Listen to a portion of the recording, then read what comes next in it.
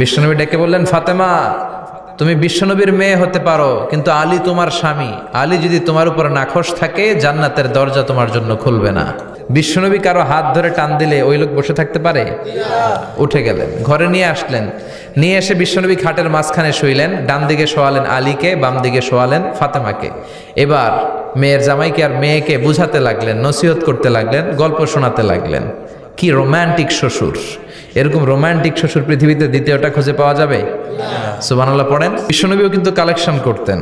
বিশ্বনবী ঈদের নামাজের পরে মহিলাদেরকে বললেন, তাসাদ্দাকনা, মদিনার মহিলারা তোমরা বেশি বেশি দান খরচ করো, কারণ মেরাজের রাতে আমি দেখেছি পুরুষদের চেয়ে তোমরা নারীরা বেশি জাহান্নামী। নারীরা বলল, কেন রাসূল আমরা জাহান্নামী কেন, আমগো দোষ কি? বিশ্বনবী বললেন, দুই কারণে। তুকসিরনা লাআনা, তোমরা বেশি বেশি মহিলাদেরকে লানত দাও। রেগে গেলে নারীরা বলে হেতের উপরে আল্লাহর ঠেড়া হইতো, হেতের উপরে আল্লাহর গজব হইতো, বলে না? তো এক নারী আরেক নারীকে এরকম গালি দাও, ভর্ৎসনা করো, লানত দাও, এটা এক কারণ। আরেক হচ্ছে তাকফুরনাল আশিরা, তোমরা স্বামীর নাশুকরি করো। মায়েরা বোনেরা যাদের কানে আমার মাইকের আওয়াজ যায়, স্বামীর নাশুকরি করবেন না, এটা বড় কবিরা গুনাহ। আপনি অনেক আল্লাহর ওলি হতে পারেন, নামাজি হতে পারেন, কিন্তু আপনার স্বামী যদি আপনার উপর নাখোশ থাকে, জান্নাতের দরজা আপনার জন্য খুলবে না। বিশ্বনবী ফাতেমারে বললেন, ফাতেমা আলী কোথায়? ফাতেমা বলল, আপনার জামাই আলী আমার সাথে ঝগড়া করে বাইরে গেছে। বিশ্বনবীর চেহারাটা আগুনের গোলার মতো লাল হয়ে গেল। বিশ্বনবী ডেকে বললেন, ফাতেমা তুমি বিশ্বনবীর মেয়ে হতে পারো, কিন্তু আলী তোমার স্বামী। আলী যদি তোমার উপর নাখোশ থাকে, জান্নাতের দরজা তোমার জন্য খুলবে না। কোথায় গেছে আলী, কোথায়? বললেন যে মসজিদে নববীতে গেছে। বিশ্বনবী যে দেখলেন বালির উপরে আলী শুয়ে আছে। বিশ্বনবী মজা করে ডাক দিলেন, ইয়া আবা তোরাব। তোরাব অর্থ বালি, তোরাব মানে কি? বিশ্বনবী ডাক দিলেন, ইয়া আবা তোরাব, মানে হে বালির বাবা আলী, ওঠো। এখন আলী ওঠে না, রাগ করে আসছে। বিশ্বনবী এদিক দিয়ে তাকায়, আলী ওইদিকে তাকায়। বিশ্বনবী ওদিকে আসলে আলী এদিকে তাকায়। মনে মনে করে এতক্ষণ আপনার মাইয়াই গুতাইছে, এখন আপনি গুতাইতেছেন। বিশ্বনবী যাই বলল, আলী রাগ করো না, ওঠো, তুমি আমার চাচাতো ভাই, আমার ঘরেই তো তুমি মানুষ হয়েছ। ঘাপটি মেরে হাতটা ধরে টান দিলেন। সাইয়েদনা আলী উঠতে বাধ্য হলেন।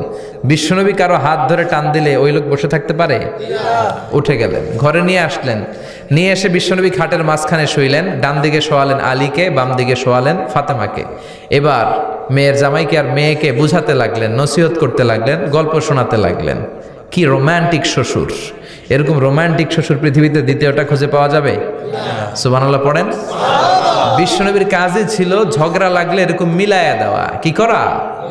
মিলায়া দিবেন। সমাজে অনেকে আছে ঝগড়া লাগলে আরো লাগায়া দেয়, আছে না নাই? আগুন লাগলে কি দিয়ে নিবান? পানি ডালতে হয়, অনেকে তেল ডালে। কি ডালে? তো আগুন আরো জ্বলে ওঠে। বিশ্বনবী বললেন, না, খবরদার, ইসলাহু যাতিল বাইন, মিলায়া দিবেন। স্বামী স্ত্রীর ঝগড়া মিলায়া দেন, ভাইয়ে ভাই কোপাকুপি মিলায়া দেন, এলাকায় এলাকায় গ্রামে গ্রামে মারামারি না লাগাইয়া মিলায়া দেন। জান্নাতে আপনার ঘরটারে বড় করে দিবে কে? আল্লাহ। বিশ্বনবীর কাজ ছিল মিলায়া দেয়া। বিশ্বনবী মক্কা থেকে মদিনায় হিজরতের আগে মদিনায় দুইটা গোত্র ছিল। এই গোত্রের মধ্যে 120 বছর ধরে মারামারি। কয় বছর? 120। কেউ এই মারামারিটা বন্ধ করতে পারে না। গোত্র দুইটার নাম হচ্ছে আউস আর খাজরাজ। আউস খাজরাজের মারামারি। বাবা মরে যাওয়ার সময় ছেলেরা ওসিয়ত করা যায়, নসিহত করা যায়, বাবারে আমারে কোপাইছে, তুইও কোপাবি। ওই বলে আবার নাতিরে কয়, আমারে মারছে, তুইও মারবি। তো বংশ পরিক্রমায় মারামারি চলতেই থাকে, কেউ আর থামাইতে পারে না। বিশ্বনবী মক্কা থেকে মদিনায় হিজরত করতে এসে মদিনায় বাসাবাড়ি করে 7 দিনের মাথায় 120 বছরের মারামারি থামায় দিলেন। সুবহানাল্লাহ। কি নবী ছিল! মিলায় দিতেন। ফাসলিহু বাইনা আখাওয়াইকুম, ভাইয়ে ভাইয়ে মারামারি লাগলে মিলায়ে দাও।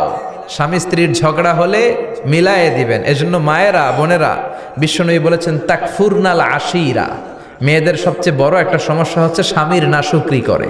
স্বামী দিতে পারলে ভালো, দিতে না পারলে কয় তুমি আমার জীবনে কিচ্ছু দাও নাই। এরকম আছে না নাই?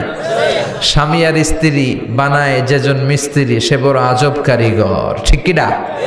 এজন্য এই সম্পর্কটা সাইয়েদনা আদম আর হাওয়া থেকে শুরু হয়েছে। কিয়ামত পর্যন্ত স্বামী আর স্ত্রীর এই সম্পর্কের মাধ্যমে গোটা বিশ্বটারে জারি রেখে দিয়েছে কে? তো এই জন্য নারীদের জন্য জান্নাতে যাওয়া সহজ।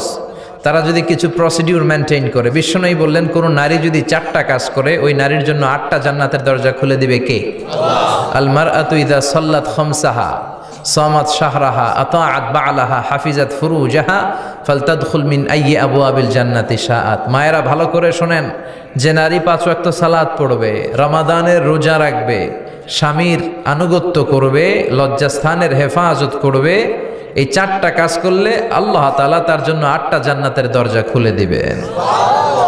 এজন্য বিশ্বনবীও কালেকশন করতেন। তো বিশ্বনবী বললেন মহিলারা বেশি বেশি দান করো। এই কথা শোনার পরে মহিলারা দান করা শুরু করলো। কেউ নাকের ফুল, কেউ কানের দুল, কেউ হাতের বালা, কেউ পায়ের নুপুর, কেউ গলার চেইন বিশ্বনবীর হাতে জেহাদের জন্য দান করতে শুরু করলেন। বিশ্বনবীর হাত কয়টা? একটা বলে দুইটা। তো 2 হাতে বিশ্বনবী আর কয়টা নেবেন? আর নিতে পারে না। বেলালের বললেন বেলাল তোমার চাদরটা নিয়ে আস। বেলাল এরকম চাদর নিয়ে ধরলেন। বিশ্বনবী কালেকশনের ওয়াজ শুরু করলেন আর বেলাল কালেকশনের সব জিনিসপত্র গুছাতে লাগলো। কোন সুবহানাল্লাহ। এজন্য কালেকশন করাটাও সুন্নাত, তবে ওটা একটা লিমিটেশনের মধ্যে, একটা সৌন্দর্যের মধ্য দিয়ে। কিছু কিছু মাদ্রাসার ছেলে মেয়েদেরকে চাল ওঠানোর জন্য বাড়ি বাড়ি পাঠায়, আসে না নাই? এদের ছোটবেলা থেকে মানসিকতাগুলো নষ্ট করে দেওয়া হয়। কেমন করে অন্যের কাছে হাত পাতবে এটা শেখানো হয়। ইসলাম বলে আল ইয়াদুল উলিয়া খায়রুম মিনাল ইয়াদিস সুফলা, উপরের হাত নিচের হাতের চেয়ে উত্তম। যে দেয় আর যে নেয় তাদের মধ্যে সেরা যে দেয়। চিল্লায় কোন ঠিক কিনা? আবার ইসলাম বলে দেওয়ার সময়ও ভারসাম্য করে দিবা। দেওয়ার সময় কিপটামি করা যাবে না, আবার ঘরে যা আছে সবও দিয়ে দেওয়া যাবে না, ঠিক কিনা? বিশ্বনবীর গায়ে একবার একটা জুব্বা, কয়টা? এক ভিক্ষুক এসে বলে নবী আমার জুব্বা নাই, আমার জুব্বা দেন। দয়ার নবী মায়ের নবী নিজের জুব্বাটা খুলে দিয়ে ওই ভিক্ষুকের হাতে তুলে দিলেন। এখন নবীর গায়ে কোনো জুব্বা নাই। বিশ্বনবী এখন ঘর থেকে বেরোতে পারে না। সাহাবারা এসে ঘরে নক করে, বিশ্বনবী বেরোতে পারে না। আল্লাহ আয়াত নাজিল করলেন ওয়াল্লাযীনা ইযা আনফাকু লাম ইউসরিফু ওয়া লাম ইয়াকতুরু ওয়া কানা বাইনা যালিকা কওয়ামা। মুমিন বান্দাদের গুণাবলী যখন দান করে কিপটামি করবে না, আবার অপচয়ও করবে না।